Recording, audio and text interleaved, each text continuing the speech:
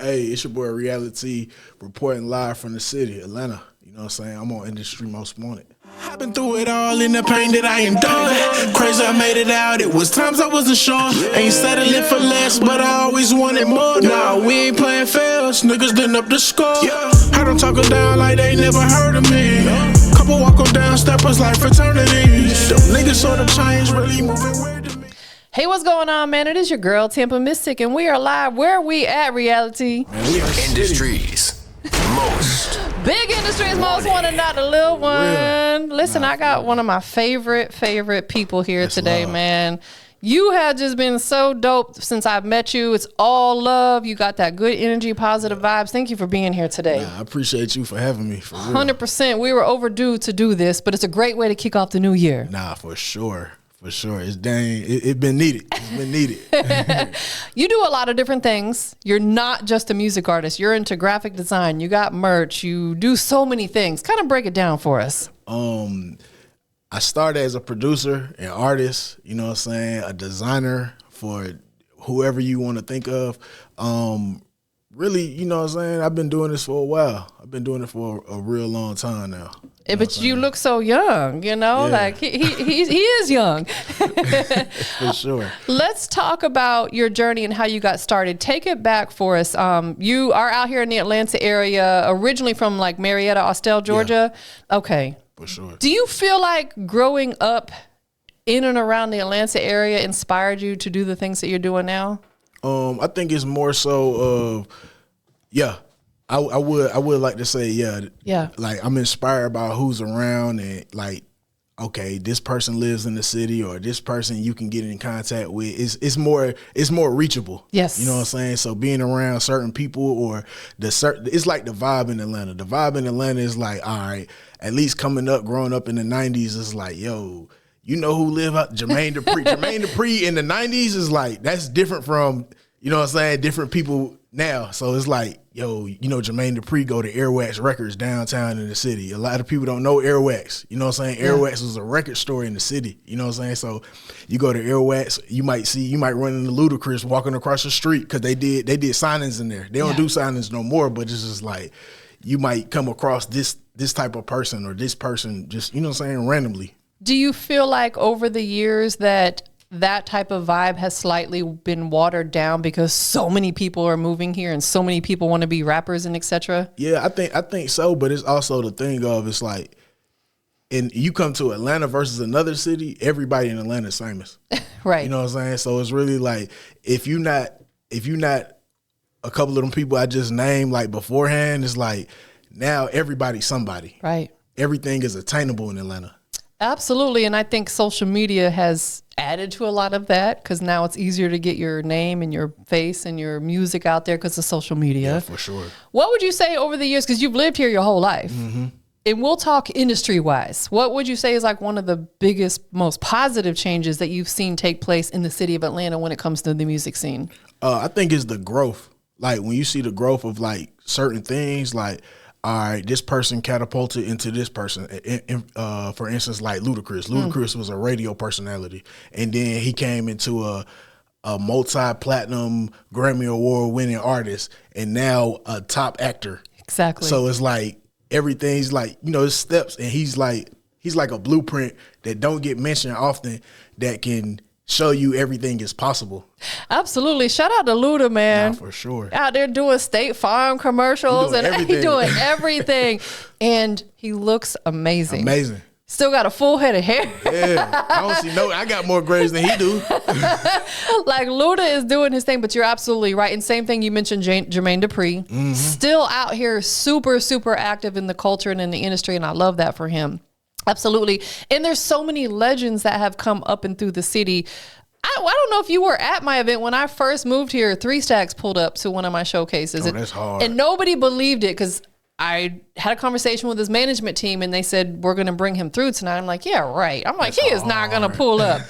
But they said, the only thing is we don't want you to tell anybody. We want it to be like a surprise because we don't want a scene, if that makes sense. So I remember I was at GME Lounge. I was at GME. And I told everybody, I said, man, we got a major special guest pulling up. Don't leave. And when he came, literally there were people who seen it when we posted on Instagram that One guy showed up in his pajamas. Wow. He literally was like, he came out of his bed because he seen we had 3 stacks there to come through. And I was like, but that's just, to me, just shows that in Atlanta, anything is possible. You know, who had 3 stacks at their event? No shade, but. Yeah, nah, that's real. And that's like, I remember when you was at GME, that's when I first met you. Yes. GME was, what? GME used to be packed out. Man, facts. I used to love Shawty Lowe performed at my birthday party there. Like I remember, like, one person I always remember is Lil Donald. Yeah. He would jump off that stage. Yeah, he jump off the stage. He performing Hey. And I'm like, yo, Lil Donald go crazy. Then to see him catapult to who he is, yes. you know what I'm saying? That's hard. I love that. And that's what I miss about it, because it's not like that no more. Now, you and I were just discussing, it's almost difficult to pack out venues now because so many people are doing it. Times have changed. You know, them GME days, man, if I could rerun that, it was just fire. It was fire. Different. It was so different. The energy was real. It was genuine. Man. The love was genuine. Lotto performed at one of my events that she performed a few times when she was Miss Mulatto. She was like 15, 16. And I remember her dad would have to come bring her to the event at GME Lounge because she wasn't old enough to get in. So let me ask you this. As an artist, how important is it to get involved in those type of events at some point in time in your career, whether you're performing or at least showing up to network and stuff? I think it's I think it's something like lucrative. Like something that is, you need to do it. Yeah. You know what I'm saying? Because it's like, it's certain people like in these cities that don't know you. Like, for instance, I remember Bigger brought Moneybagg Yo to Harlem Nights for Who Got the Juice. Yep. And nobody knew Moneybagg Yo. And when he did that, 6 months later, this man was out of here. Yep. You know what I'm saying? So it's like, for instance, like for me to remember that, it means something, even though Moneybagg Yo ain't who he is now, but it's just like, I seen it. Exactly. So it just shows that it pays off. Absolutely. I remember when I first moved here, the Migos were still out doing events and stuff like that. You know what I'm saying? There was an old video clip where they were having to pass the mic around and stuff. So it's like, I feel like there's so many steps in this business that we can't skip, especially as an artist. And that's definitely one of them. Not to say you got to do it forever, but that has to be a part of your come up for sure. Yeah, for sure. Because it basically, it molds you into a certain type of artist, a certain type of performer. I remember, it's an artist, he from Iowa. At the time, he went by Young Easy. He go by Shows at Zoe's now. He was flying from Iowa to come do open mics in Atlanta. Yes. And like me and him, too cool. We like this. So it's like, you know what I'm saying? It's something that's needed. And then it's like, with him being from over there, it's like, don't nobody know you in Atlanta. So you moving into a whole nother market. Yes. You know what I'm saying? So. And that's one of the most important things too, is you have to get outside your city oftentimes and go elsewhere to build that fan base somewhere else. What do you feel like right now in Atlanta is one of the top things? Because back then, we talked about a decade ago, open mics and showcases were the thing to be doing. Not to say they're still not, but what do you think is like the top thing that an artist in Atlanta could be doing right now to catapult what they have going on? I think it's like, you got to get in touch. You got to be in the right rooms. Yeah. You know what I'm saying? Like, get in touch with the right people. It's like people that's going to like help you at the same time. You know what I'm saying? Like, for instance, stop by these different platforms. Because right now, that's something that you got to be a part of. Like, you might want to hit up Famous Animal in this city. You might want to hit up Industry Most Wanted when you in Atlanta. You might want to hit up, because with it being Atlanta, that's a bigger market than you going to, let's say, Wyoming. You know what I'm saying? It might not be a market there that I don't know about, but when you in Atlanta, you gonna hit up Trash Talk. You gonna hit up From the Block, Dirty Glove. You gonna hit up basically everybody jumping up what's it called? Trapping from the Basement. Trapping from the Basement, which is here too. Yeah, exactly. You gonna hit up a little bit of everybody. You know what I'm saying? Yes. At least when you in Atlanta. Facts. So with that, it's like, I feel like that's something that's needed. You know what I'm saying? So you being in the right rooms as well as being on the right platforms. I couldn't agree more. That's a great answer, because you're absolutely right. There's certain steps you can't skip. And then when you hit certain cities, there's certain platforms that you don't want to miss out on. As long as obviously it's within your budget, you want to do like a media run. And like you said, touch some of these platforms. Y'all tap in with Trapping from the Basement too. Sure. OG Bigger Rankin and all the other ones he named, because there are, shout out to Vito. Got a great platform. Vito. Yeah, definitely, 100%. And there's definitely some dope ones out there. What do you feel like has helped you, or maybe on the opposite side has hindered you from being an Atlanta artist? Something that hindered me is like everybody does it. Yeah. Also, too, is like everybody don't support you either, but you got to do it for you. Like, at the end of the day, I do everything because it's for me. You know what I'm saying? This is my dream. This ain't everybody else's dream.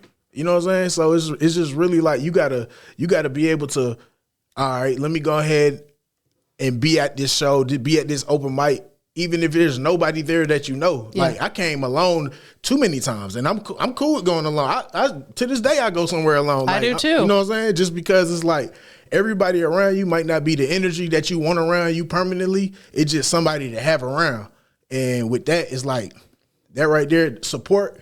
Like you just gotta move how you supposed to, how you you know what I'm saying? It ain't nothing against the people that's around. It's just more so it's like, shit, at the end of the day, you doing this for you. No, that is facts. And you're right. Like when I first moved here, I was out often by myself because like I said, I didn't really know too many people here.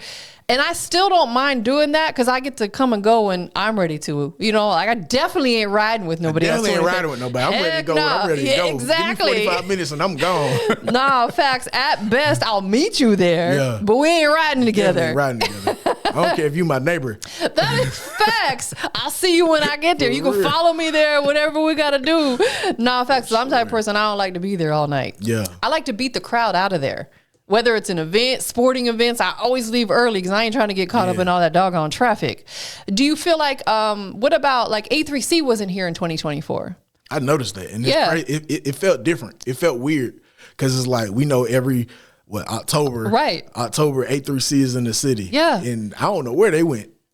Like in 2024, I don't know what city they went to. I don't think they did it at all. I don't think, because I went to their website and there was only still 2023 information on there. Wow. Yeah. I definitely noticed that they didn't come to the city. I'm like, dang, it's October. Oh, I ain't hear nothing about A3C. Yeah. You know what I'm saying? So I feel like A3C was something that it keep you in them rooms with certain people. You know what I'm saying? Because you can differentiate. All right, I'm gonna go to this stage, or I'm gonna go to this stage, or I'm gonna mess with these people at this platform. Yeah. You know what I'm saying? Stuff like that. So, yeah, I definitely was like, "Hey, where A3C at?" I know, and the city really counts on stuff like that because it brings a lot of money to the city. Mm-hmm. Small businesses, restaurants or whatever, and it's like, dang, and even people doing events during that time, unofficial A3C events, because Big and I, we were thinking about doing it, but I was like, I don't want to plan one until I see that they promote it. Yeah, never happened, and I seen a couple people went ahead and said that they're doing A3C events. They had to change everything up because it never happened. Yeah. Why do you think that is? Do you feel like it's because just the shift in the industry or in Atlanta, or, if you had to speculate? To me, I think this was one of the first years that the BET Awards didn't come here. Like the HipHop Awards, because they normally come at the same time. Absolutely. So it's like, all right, if DJ Khaled and all the top artists from BET Awards and stuff like that actually in the industry, like celebrities in the industry, they not gonna be in the city. So it's like, it might make it to where it's like, I don't know, we might not make it there. So I couldn't even. That's the best I can give. Because you know what I'm saying? When it's certain people, like big artists, gonna be in the city, A3C will be around the same time that they're in the city for the BET Awards. Right, because they may have some of those celebrities sitting on one of their panels or as a special guest. So it's like, at the end of the day, it's business. It has to make sense. Yeah, definitely got to make sense. Atlanta, I think, will always be great for the music industry. Where else do you think is kind of thriving right now when it comes to like the hip hop music scene? Going crazy. Texas. Yeah.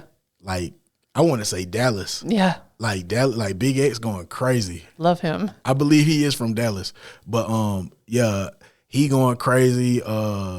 That's Texas. Florida been going crazy. They have. Florida been going crazy. Sorry, my slick need to move back there. Yeah, it's like they've been going crazy. And then it's like different parts of Florida too. Exactly. It's not just, it's Jacksonville, Miami, even Tampa. Like more than like, it used to just be Miami. Right. Now it's like every city, big city, small city, like like Boss Man D-Lo, he from Port Salerno. Exactly. So it makes it to where it's like, dang, they going crazy out there. You know what I'm saying? So I think Nardo Wick is what Nardo Wick is from there. I think he's from Jacksonville. Exactly. And I was like, I had seen this post the other day of all the top artists out of Florida, and honestly, a couple of them I didn't even realize was from there. I was like, oh dang, Florida doing this thing. Might see me back there at some point in time. For real, I might go with you. Nah, facts. Pack your bags. Let's go. For sure, they're going crazy. How important is it to you as a music artist to be slightly vulnerable with your music and be transparent with what you're putting into your music?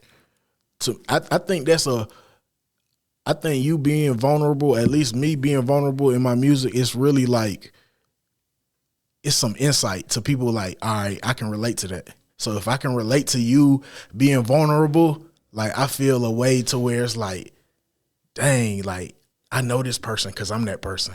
Or I'm vulnerable because it's more so like I'm not the only one going through something. Yeah. I'm not the only one going through this problem. So it's like I open up so people can either hear my story, yes, or they can cope the same way I cope, or cope the same time that I'm coping, or trying to, you know what I'm saying, trying to cope with what I'm going through. So I think being vulnerable is like something that's needed in music. Because it's like, yeah, we don't want to go through certain stuff forever. Yeah. You know what I'm saying? Like I use me being vulnerable in music as therapy. Like they say, hey, all people need to go to therapy because they got something they need to cope with or they're going through. But me making music, that's my therapy. Yeah. It's therapeutic because it's like, you know, a lot of times they say you bottle everything in, bottle your emotions and stuff like that. But me making music, the more I go to the studio, the more I let it out. Absolutely. So I'm no longer holding it in. So being vulnerable, like, to me, is like probably like one of the best things I can do in music. Absolutely. Because like you said, we all go through stuff. We're a human being. Mental health is very, very, very real. And I speak on it often. And we all have to find an outlet. Music is it for you. Yeah. And I would say 99% of the artists that I sit down with, I'll start asking them if it's therapy for them. And they say, yes, yes, yes, yes, yes. Because you can pour all your emotion into it and leave it in the music. You're not carrying it back home with you. Yeah. And even then, it's like a lot of people was like, hey, have you tried therapy? I even had people offer to pay for my therapy. And I'm like, I'm good. Because honestly, I don't want it to change my music either. Yeah. You know what I'm saying? I go to therapy, now I feel like I'm healed. And I ain't got nothing to talk about no more. So then it's like, what am I talking about? Understood. I respect that. Out of all the songs that you put out over the years, which one is the most personal, most vulnerable record that you ever wrote and put out? It's two records. It's I got a song called Have You Ever? Okay. It's where I talk about the loss of my not necessarily the loss just yet. It was like I had got the news about my grandmother. They said she got cancer. She got 6 months to live. And it's just like, difficult. How do you deal with that? You know what I'm saying? Like, I ain't gonna say like we were close. We was close enough because she moved down here. But it's also to where it's like, I seen her die. Yeah. You know what I'm saying? Like my kids was over there and they was like, what's wrong with Nanny? And I'm just sitting here like, she's sick. Yeah. You know, that's the best thing I can give them. But also on that same song, I talked about how me and the mother of my kids, like, the only thing we have is kids. Yeah. You know what I'm saying? So whatever that case may be, it's just like, you know, I talked about how I wish it wasn't like that. Yeah. You know what I'm saying? Because, you know, everybody do what they did and, you know what I'm saying, to become, you know, broken homes and stuff like that. But it's like, at the end of the day, I realized what I did. Yeah. You know what I'm saying? But also another song is a song on Hold On Pain Ends. Well, both of them from the same project called Kimmy's Interlude, where I talk about the relationship with my mom. You know what I'm saying? So that's real. That's really me being real vulnerable. You know what I'm saying? So I'm talking about how she wasn't a mom. You know what I'm saying? I tried plenty of times and it got voicemails on there of like, you know what I'm saying? Certain stuff. Like, if y'all haven't listened, please listen. So it's really like, I talk about our relationship and how I tried, and it's like, me trying is not enough. But it's people like, hey, you ain't never tried.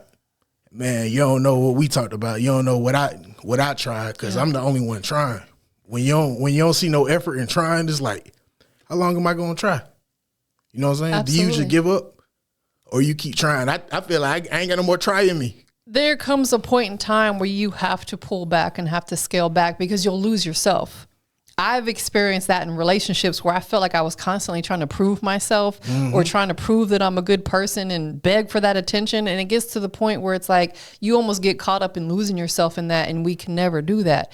With that, with your mom, is that something that you experienced from a young child and up until adulthood? Yeah, it's like growing up, it was like, of course, me as a kid, my dad always brought me around. Yeah. Like, to this day, I could put it on my kids' lives that my dad never said anything bad about her. So it's really like what she believed. I can tell just by certain tones and stuff like that, that it's like she believed that my dad put something in my head to where it's like, hey, he filled your head up with this type of stuff or what type of person I am. But Right. nah, kids grow up and they see what type of person you are. Right. You know what I'm saying? So with that, it's like my dad brought me around and was like, hey, you know what I'm saying, we in the city, you know what I'm saying, you want to see him, you know what I'm saying, stuff like that. And it's like my dad forced a relationship more than I wanted one. You know what I'm saying? Like I don't care to have one, but it's just like now because everything is done.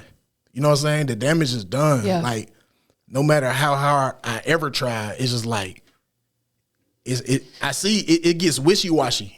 You know what I'm saying? And I don't want somebody here that's like, all right, I'm gonna do this. Nah, I want you to show me you doing this or show me that you trying. You requesting me as a friend on Facebook is not trying.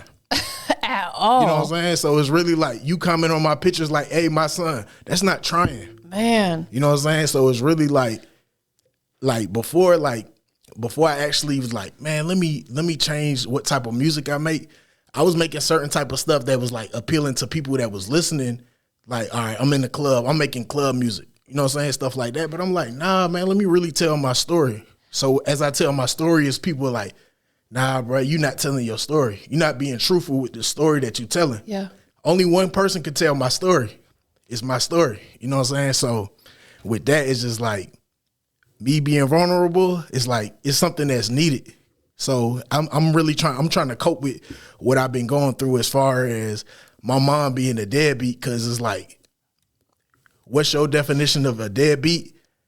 You know what I'm saying? It might be a different definition for me. You know what I'm saying? Like my mom's kids, they can't say she a deadbeat because they was raised by her. That's right. Yeah. I can say that because I know she didn't try. Exactly. And it gets to that point, especially when it comes to, I think, parenthood. Like my son's father was never really around, and I tried for a long time, but I think by the time my son got about 5 and I seen he wasn't making that effort, I just scaled back because I don't ever want someone to come around because they feel like they have to. I want them to do it because they want to. Exactly. It's a big difference. Being that your mom was never really there for you, did that change your aspect on how you have emotion and love towards women coming into adulthood? Yeah, I honestly feel like it affected me. Yeah. Because it shows up how I treat women. Yeah. You know what I'm saying? I don't call females out their name. Right. I never have. You know what I'm saying? But it's mostly, even if you think about it too, it's mostly people that was raised by their mom. They call females bitches and hoes and stuff like that. And it's like, I never, you know what I'm saying? So with that, it's like, I feel like I treat females a certain way. Like, all right, we cool, but I don't want to get too cool because I feel like I get too cool, then I'm gonna be too open. And I want to be like this with my heart. I want to be like this with myself. So Yeah. It's really like, to me, that's the only thing I know. Yeah. So it be kind of hard to open up sometimes too. And I feel like these days, I feel like I'm a decent guy. Yeah. Because one thing I learned is I learned how to love myself. Most important. So with that, it's like when you do take certain steps in life and you like, let me back out from being outside and like really study myself, realize what I'm worth, realize what I want for me. And then you really like, all right, man, I'm ready to love now, or I'm ready to open up a little bit. So I feel like, you know what I'm saying, with that, it opens and closes some doors of who I deal with too. Yeah, So absolutely. And I think it's one of those things that early on, whether it's a relationship of dating or even a friendship or whatever, is that early on laying some of that stuff out on the table. That way there's no hidden agendas per se. Like, for example, if you meet a young lady and this is someone you're interested in, maybe share with her some of the stuff you've been through, because then she might be more understanding or make that decision if you're somebody she wants to get involved with, because men tend to hold stuff in. Yeah, for sure. You know, women are more vulnerable as far as being emotional and letting stuff out. I think it's just one of those things that, you know, you have to kind of pick and choose how much you want to let this person know early on, because you don't want them to take that vulnerability as a weakness either. Because some of these women toxic. Nah, for sure. And they sure will. How old are your boys? They're 8 and 9. How did fatherhood change your life? It changed my life in the sense of, it's like, to me, it's like and that's why I back up into how my mom was too. It's like she treated me like a burden. You know what I'm saying? Me having kids, to me, I know it's a blessing. Yes. You know what I'm saying? So with that, it's like they changed my life in the sense of like, dang, I want more. I want more for me, but I want more for them. Yeah. You know what I'm saying? So with that, it's like my kids, they're like I said off of camera, it's like that's the only way that you gonna really feel unconditional love. Like, you get unconditional love, you gonna get it a couple times in life, maybe from a partner or whomever, or a pet, parent, a pet, exactly. And it's like unconditional love. That right there, it feels different, and when you feel it, you gonna know. Yes. And with that, my kids changed my life in the sense of like I'm grateful. You know what I'm saying? Like hearing them laugh, hearing them play. And I sit there and crack up with them like they the homie. You know what I'm saying? They are my homies, but it's still at the same time too. It's like we grew up together. Like we joke all day. And it's just like, to me, it's the greatest thing. It's the greatest love. It is the best feeling ever. And you had mentioned earlier on, we always want our kids to have more. We want them to do better than us. That is the ultimate goal, is to, and it starts with us as the parent, to teach them certain things that maybe weren't taught to us, or you didn't have a lot of nurturing from your mother. It sounds like, you know, their mother and you guys have a good relationship, you know what I'm saying? So they're getting it from both sides, and that's a beautiful thing. So you already know that they're going to be different than you as an adult, because they're receiving that from both sides. Exactly. And that's a blessing right there. Yeah, and with me being raised by my dad, it was like, I was raised off of survival.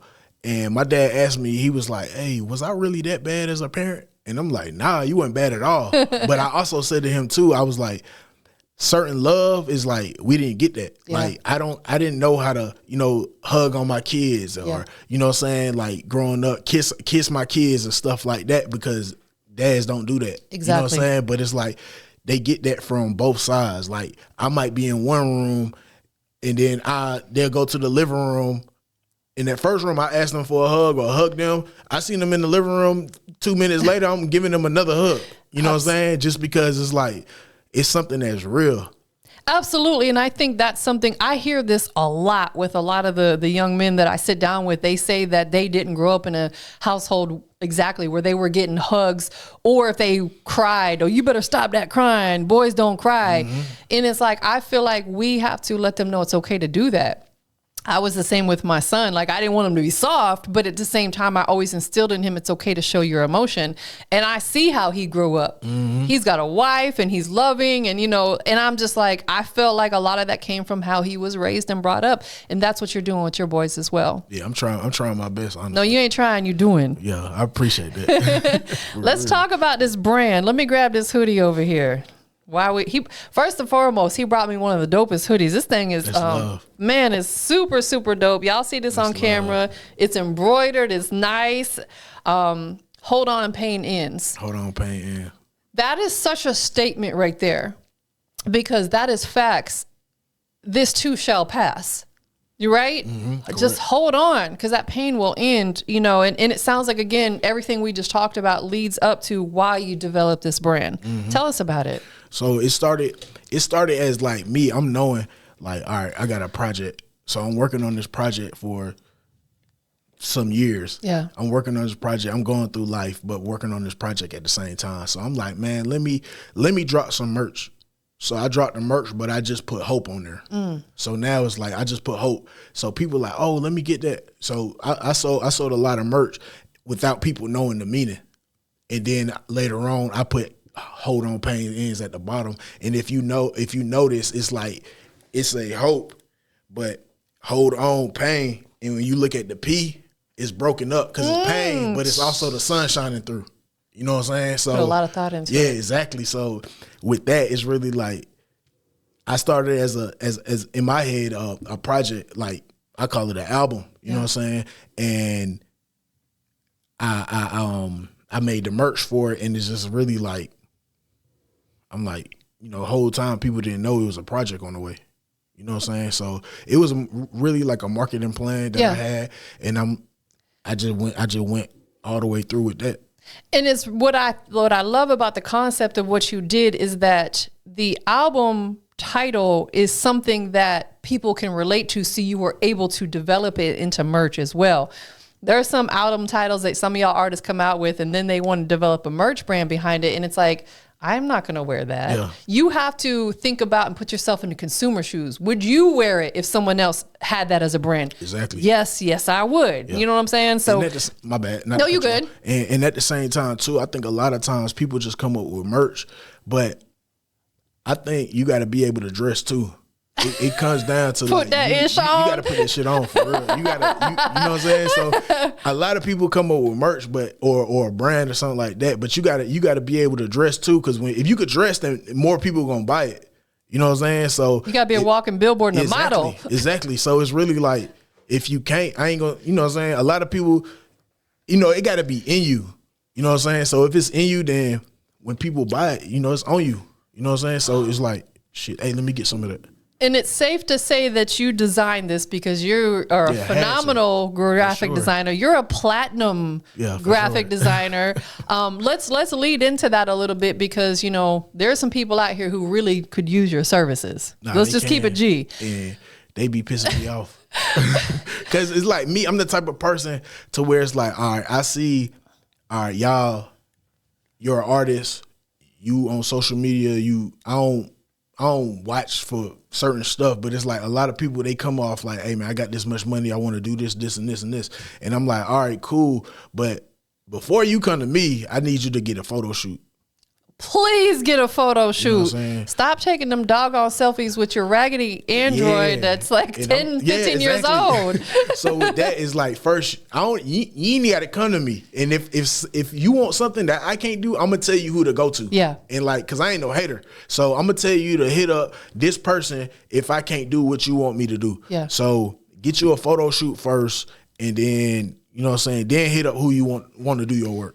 Absolutely. And that's something that should be a given. Once a year, at minimum, get you a fresh photo shoot, because you need it for the flyers. You need it for your album cover, your single artwork, if you're wanting to put a photo of yourself on there, whatever it may be. You just never know what type of situation you may get invited to do. And if you sending them a selfie on your 1920 Android, they're going to be like, come on, bruh. For sure. They be all dusty looking and blurry. And yeah, get you a photo shoot, but get you a photo shoot with like 3 looks. Yeah, 3 looks, some good headshots, things. And even then, y'all got to stop posting them photos that y'all want for y'all covers. Stop posting them on social media. Y'all be so happy y'all got a photo shoot that y'all post them on social media, then want to use them for your album covers.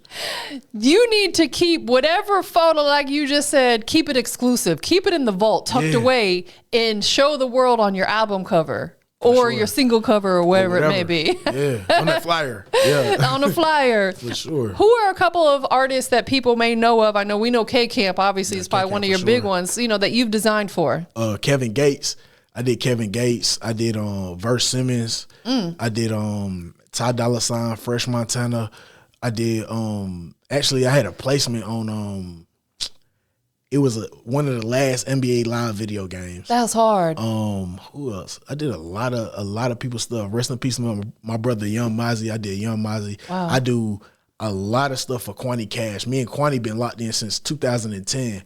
So I do all Belly Gang Cushington album covers, single covers. It's really not too many people I haven't worked with. Yeah. So it's really like, y'all really got to tap in. And let me ask you this. When, for example, for people who may not understand how this works, you're a graphic designer and you design this artwork for this artist, they're single. That single goes platinum. How does that trickle back to you as a graphic designer? I'm gonna tell you my situation. All right, K-Camp, he had a couple songs prior to Money Baby. Yeah. He did Money Baby, JR Hit Me. Hey, because first we did it a certain way, and it was like, nah, they ain't gonna fly. It flew, and that's what helped take off the song. Yeah. And then next thing you know, I had to remake the cover. He got signed. They sent over the paperwork. Like, hey, this is what you gotta, it's basically if he gets signed, you get signed too. You get signed as a creative director. So That's hard. You sign that, percentages, stuff like that. Really? Yeah, exactly. So That is amazing. yeah, so when you do that, it's like that's when you gotta make sure your paperwork and your business is in order. You know what I'm saying? So with that, it's like you do that paperwork, then everything, the higher it, it goes up, then it's like shit, it helps you at the same time too. Absolutely, because I feel like a couple of the really important people in an artist's music career is the graphic designer, number one, because aesthetics and perception is everything. If I look at a graphic that's for an album or a single and it looks like trash, in my mind, the song must be trash. They didn't even take time to get a good album cover, a single cover. Not for sure. So that can make or break whether people even listen to it. First and foremost, especially our artists on the rise. If it's a Drake or something, we're going to listen to it regardless. But if it's someone on the rise, they got to have that good artwork. So I think that's one of the most important people in an artist's music career. And there's a lot of artists who don't even get single covers. They just will create some little something on their phone and throw it up there. And it's like, and I understand people be balling on a budget, but there's certain things that you need to make sure you have a budget for. Yeah, you gotta have a budget for a lot of stuff that's like stuff that's gonna help you. You gotta have a budget. You gotta stop buying this or stop buying weed, and you know what I'm saying? Put that to the side for a month, and then you'll see how much money you'll rack up to put that budget to use. Absolutely, because if you're making time and money for things like that, like weed and going to the club popping bottles, but you're not making time and money for your music, then I can't take you seriously. Because in my mind, anything that you really, truly want, you're going to make time and money for that and invest in it. Your time is an investment, and obviously your money's an investment. So it's like if I see you out here constantly smoking weed and going to the club, but you say you can't afford to pay for a good graphic design, I don't take you seriously. For sure. Period. You ain't got to obviously disclose your prices, but anybody who's interested in working with you on any level when it comes to that, what's the best way for them to reach out for the graphic design? You can hit me on Instagram at DAT Real Designs, that Real Designs on Instagram. Your best bet is to DM me, or you can comment under a picture or something like that. Like, hey bro, check your DM, but don't say check your DM like these bots be doing. Like, if you add bro in there, hey bro, check your DM, then I'm like, all right, this is not a bot. That's facts, because I've had people be like, check your DM, and I look and there's nothing there. Like you said, it's just a bot. It's just like, what's the point? Yeah, for sure. you ain't even trying to scam me. What's going on? Nah, definitely. Yeah. Do you design pretty much anything? And when I say anything, you do logos, you do graphics, you do flyers, you do all that? Yeah, I do all that. That's hard. I do all that. And I've been doing it for a long time. Like, I've been doing it since, like, I used to go to, I ain't gonna hold you, I used to go to Colorful Money. And to me, Colorful Money is the best. Colorful Money and MB. Everybody know Colorful Money and MB. Colorful Money, he do all Chief Keef stuff, but he did everybody's stuff before they was somebody, like from Walker to 2 Chainz to Travis Porter stuff. Yeah. Like, and yeah, to me, he the best. MB is the best too. It's 2 best. You know what I'm saying? So yeah, like I didn't want to pay for graphics no more. So it can get expensive. Yeah, it's expensive. So I'm like, man, let me learn how to do this myself. So I've been doing it since probably 08, 09, but at the same time, I was still paying for them while I was learning how to do it. Of course. So I learned how to do it, and then now I'm like, I ain't gonna hold you, I still pay for graphics. I still hit them people up to do my graphics. Right, because there are certain things that you know that they may nail it better than you do. We just got to be realistic with ourselves. You know what I'm saying? Sure. There's certain things that you're going to have to spend money with on, even though you do it yourself. Like, if I were going to do a music video, I might film it, but I would definitely send it out. I edit my interviews, but I'm not going to try to edit a music video. Yeah. I'm just not there yet. Yeah, it's different. It's way different. Yeah. Who are you working with as far as engineering your music? I ain't gonna hold you. I fell back from engineering. I went to college and graduated for engineering because I wanted to learn the right way. Understood. So I did that, but I fell back from engineering. I don't even record at the house no more. Okay. Like I pay for everything. I got you. So it's really like I go to the studio, 2096 studio. Shout out to KO. I go to him. That's my engineer. So it's really like that's how I work. You know what I'm saying? Absolutely, and it kind of takes the pressure off as well, because what I find is we oftentimes put too much pressure on ourselves, and if we have the means to delegate it elsewhere, go for it. Like you have the means to be able to pay to go to the studio and pay someone else to engineer your music so you can focus on being the best creative that you can possibly be when it comes to your music. Yeah. Coming into 2025, well, we are in 2025, first week in 2025. What does your rollout strategy look like for this year?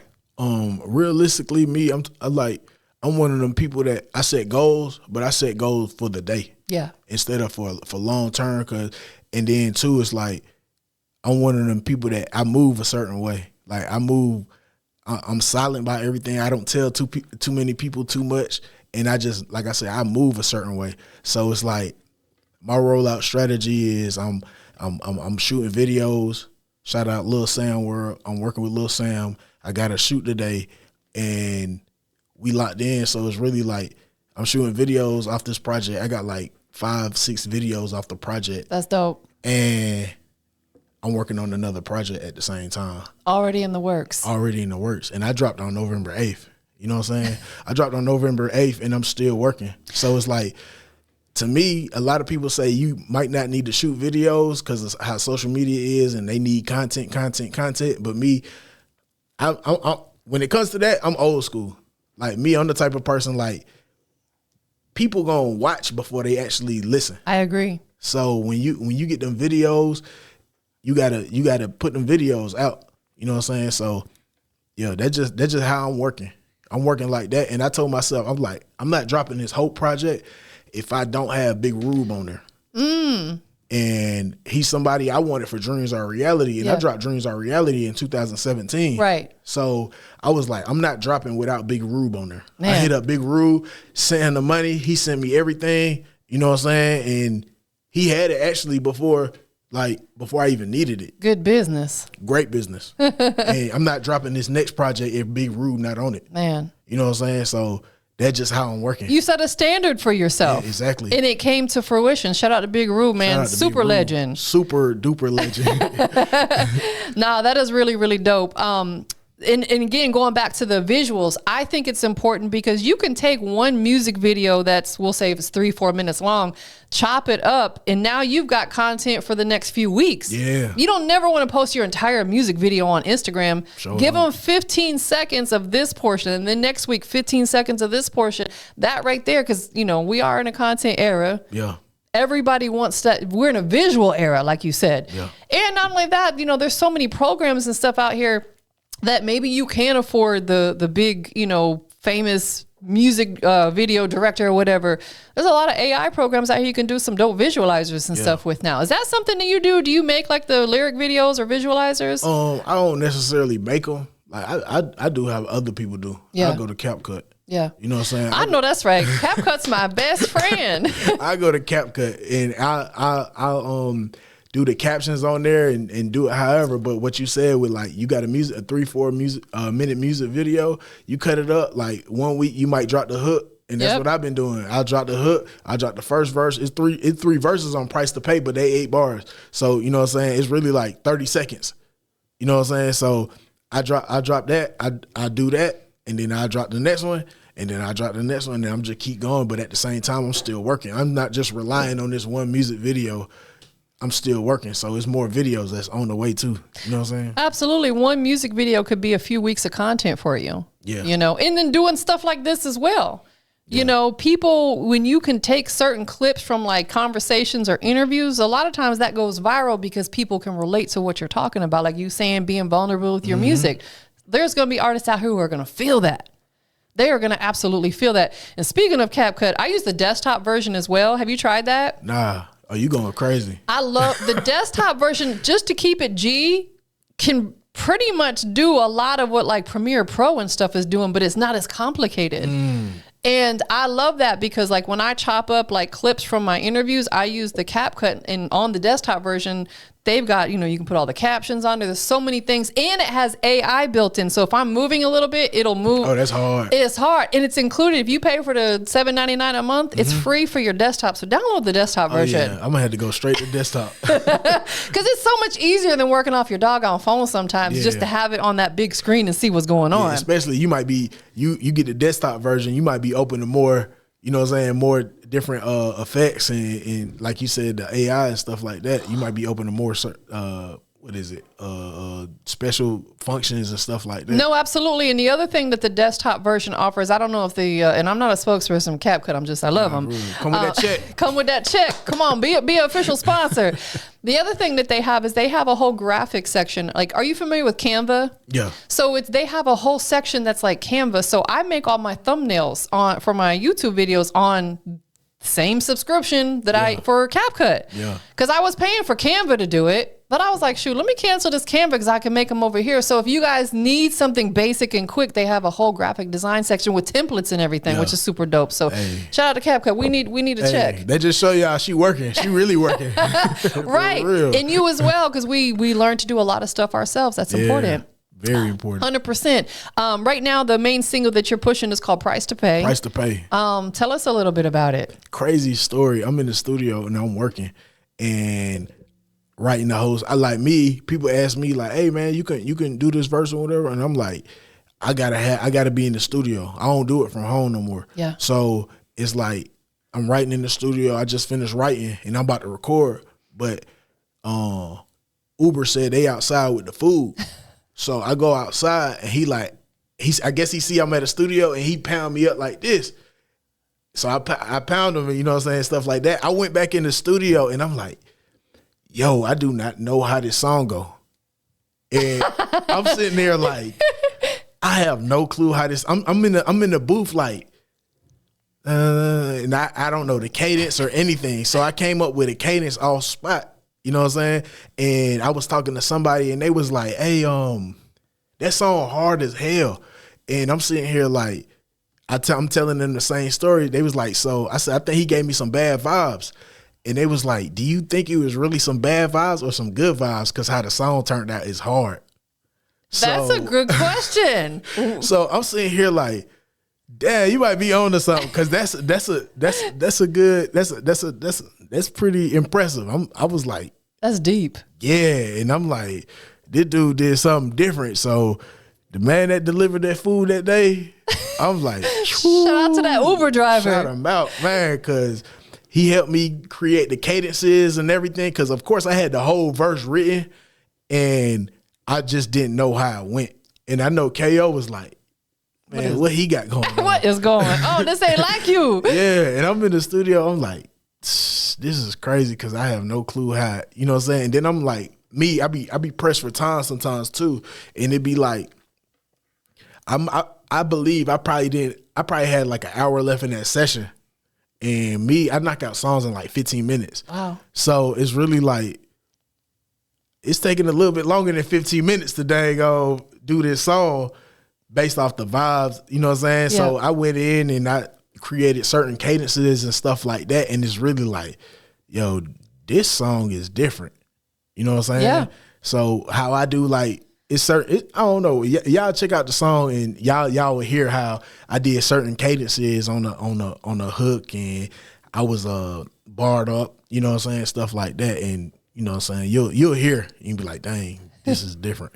And energy absolutely can be transferred. It can't be destroyed, but it can be transferred. So just that dap, he could have transferred, whether it's good or bad, he transferred some sort of energy to shifted you that particular session, but it turned out all for the good. Yeah, for sure. That's hard. Yeah, so it was like, I looked at it initially as like, damn, I don't know what he did. But now you go back and listen to the song, like I finished the song that night, and then I'm like, damn, this song actually hard. Yeah. So it took that one person that I talked to about the song, and they was like, hey, maybe he didn't give you no bad vibe. Right. Maybe he actually gave you a superpower. And it just felt different for you. So oftentimes things that change, we can take it in a negative way, but really it's for the better. We just have to be open to change. Yeah. So whatever it was he transferred to you, it was just different. So you're like, I don't know how to take this. Yeah. You know, but it turned out in the better, in your favor. It definitely did. 100%. Anything else that you currently have in the works that we need to know about? I'm just working. Yeah. I'm just working. Like I say a lot, but I don't say too much. But I'm definitely just working. New project, hopefully this year.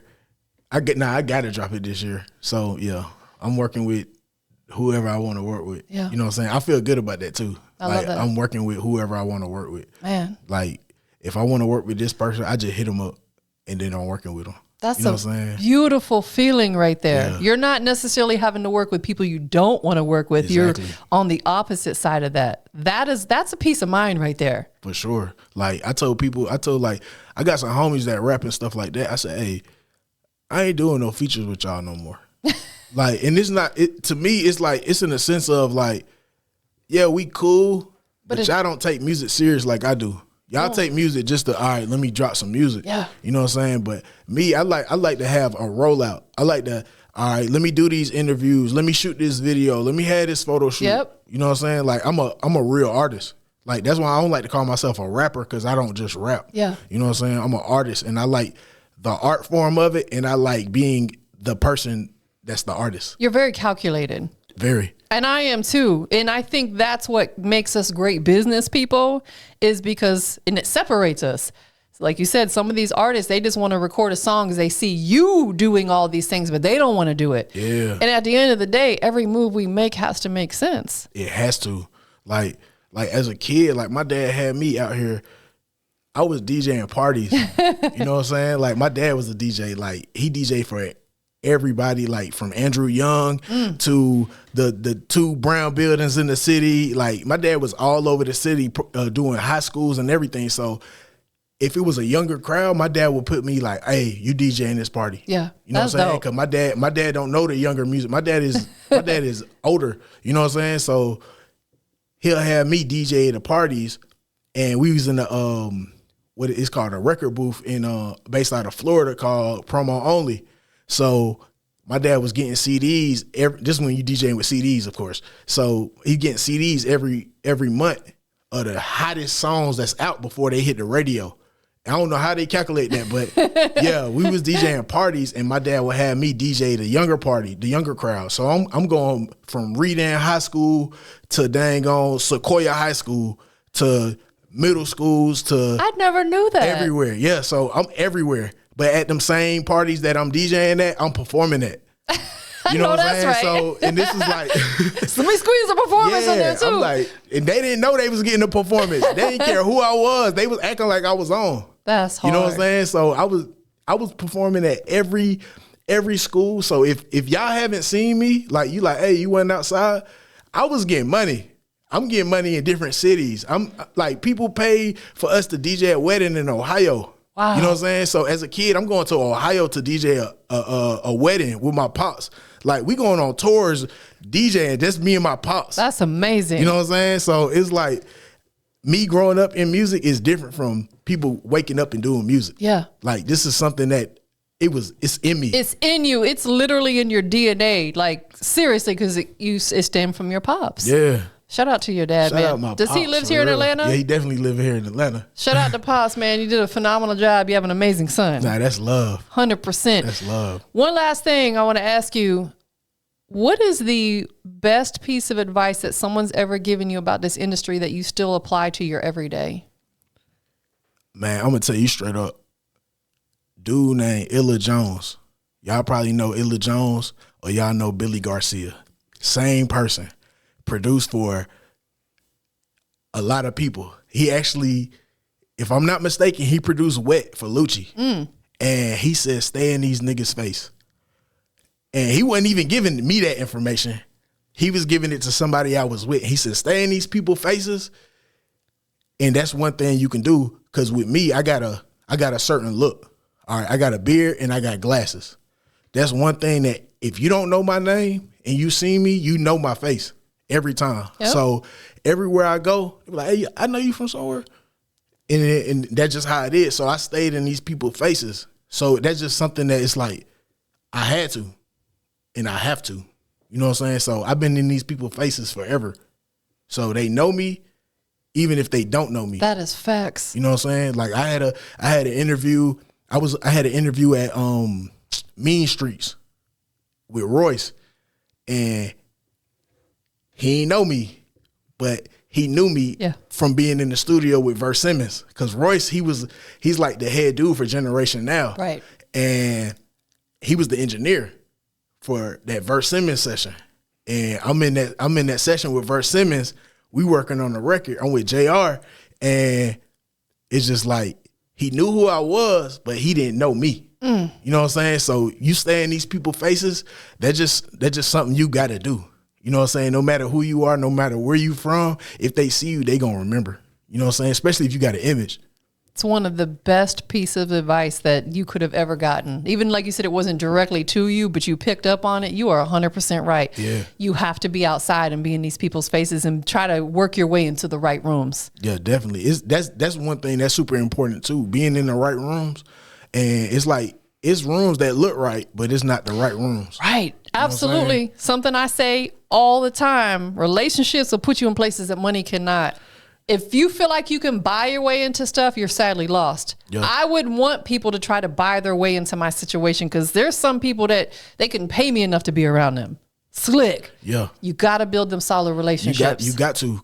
One thing my dad told me, my dad was like, hey, you worried about getting some money. You got to do some stuff for free. Man, I did a lot of stuff for free. I ran out of free. I ain't gonna hold you. I ran out of free. But some people, it depends. You know what I'm saying? Like, I'm doing all these people graphics. I'm working with all these people for free. You know what I'm saying? But you use that to form a relationship. Yes. Can't nobody say nothing bad about my name. Nah, absolutely not. Because it's like, all right, I work with y'all. I'm working with, like, for instance, like, Louis the 13. A lot of people don't know Louis the 13, but Louis, he one of them first people that had the weed gang in Cali. I made his first what people got now is like them cigarette boxes that got their pre-rolls in them. Right. I made all that for Louis. Man. You know what I'm saying? And I set that play up through H.O.P.E when he was with K-Camp. Shout out to H.O.P.E. Shout out H.O.P.E. You know what I'm saying? They going crazy at LVRN. And I, like, he set me up with that play.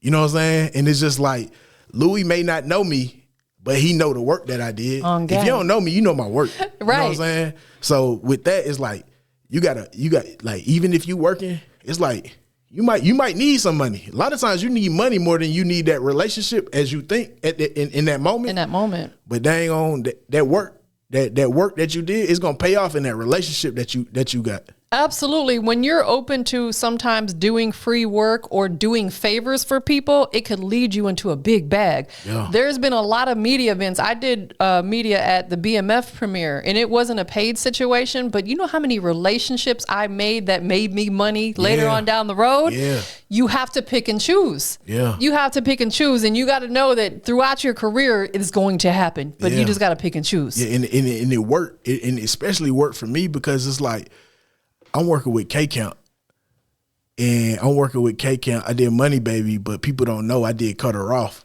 Really? You know what I'm saying? I did Cut Her Off, and how I did Cut Her Off, this is before 2 Chainz was on there. So I did Cut Her Off, and it was 2 K-Camp verses. And JR was like, people that know JR, you know what I'm saying? JR McKee, and, you know what I'm saying? He was like, hey, man, we gotta put K-Camp face on this cover. And I'm like, yeah, you do, because the last covers, they didn't have his face on none of them. Right. So I did the Cut Her Off, and then, like, I had that song. I think I had that song. It probably came out. It's 10 years now, so I had that song like well before it came out. Yeah. And I did that, and it's just like, yo, this song picking up. So now, hey, change that. Featuring 2 Chainz on there. So if you Google Cut Her Off, and you see the picture with K-Camp on the cover, I did that cover. That's hard. You know what I'm saying? So it's really like, hey, and then he went to Colorful Money, and then actually got the one with 2 Chainz. So it, like, either way, you know what I'm saying? I still I still work with JR. I still fool with Colorful Money, and me and K Count solid. You know what I'm saying? So it's just, it's relationships, because it's like I did good work with JR back then. Yeah. For him to still be hitting me up 10 years later, it just show I do good work. Absolutely. Them relationships will carry you for a lifetime. For sure. Don't be out here burning bridges. You got to create them bridges, because you never know when you got to cross that mug or reach out for a favor. Yeah. You just never know. Yeah. And they say too, it's like, you go up on that elevator, it's some people, like the people that you do wrong, you're going to see them, you're going to be on the way up, they're going to be on the way down. That's facts. You know what I'm saying? That is facts. But yeah, you definitely gotta lock in with them relationships and be in them real rooms. 100%, man. I appreciate you being here appreciate today. you for having me, This was great to catch up with you. It's been a long time from GME to now. Over a decade. Over a decade. Solidness, man. Like, you are definitely your name fits you. You are reality, and you are definitely one of the realest. Tell people where they can follow you at on socials. Man, y'all can follow me at Dreams Are Reality on Instagram. And I know they about to take TikTok down, but it's Dreams Are Reality. So ITS Dreams Are Reality on TikTok. 100%. Who do you want to shout out to or give thanks to for supporting you? Man, shout out to everybody that's been genuine. You know what I'm saying? It's love. I appreciate the love, for real. Everybody know who been solid this long. You know what I'm saying? Shout out to TampaMystic. Shout out Industry Most Wanted. Appreciate it. Man, shout out to love and shout out to God. Shout out to you. Shout out to you for sure. Shout out. I appreciate you. 100%, man. I got one last question. We are live. Where are we at? Industries. Tell them Big Industries Most Wanted, not the little one. Industry Most Wanted. Boom. Yes, sir. What makes reality the industry's most wanted? I got a lot to offer. I got a lot to give, and being solid. You know what I'm saying? Being solid. I've been locked in with a lot of people for a long time that ain't been this solid. You know what I'm saying? Like, so with that, it's like I got a lot to offer. I got a different sound, and I'm working. Straight like that. A lot of people ain't got that work ethic. I'm working. And whoever want to work, let's work. Period. Thank you again for being here. Thank you for having me. Of course. Give me some love one more time. Boom. We up out of here, y'all. Yes, sir. Go down steppers like fraternities. Them niggas sort of change, really moving weird to me. And they take it so sort of feel like burglary. I believe that's what it costs me.